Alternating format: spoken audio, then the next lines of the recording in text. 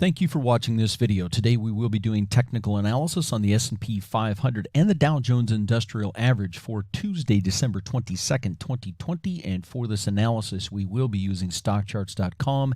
That is the charting service that I use and pay for, and I will leave a link to their site in the description box below this video.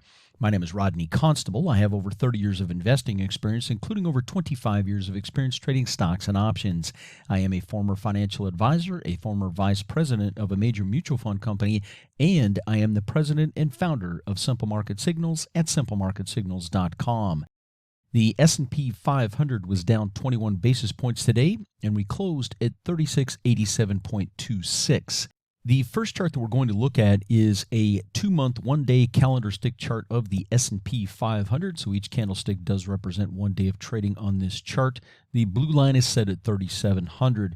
And what's been happening over the last several weeks is that the S&P 500 is basically going sideways. And over the last couple of days, we have closed underneath the 3,700 level.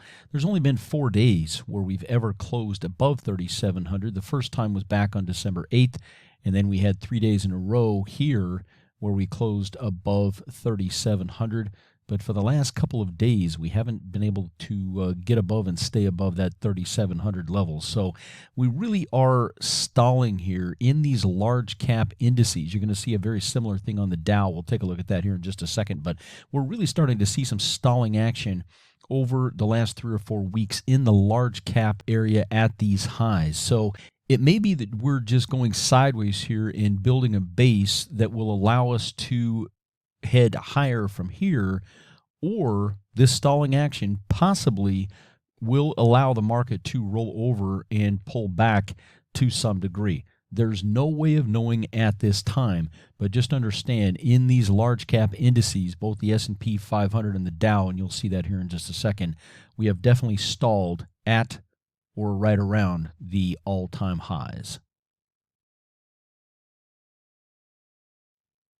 The next chart that we're going to look at is for the Dow Jones Industrial Average, and the Dow was down 67 basis points today, and we closed at 30,015.51.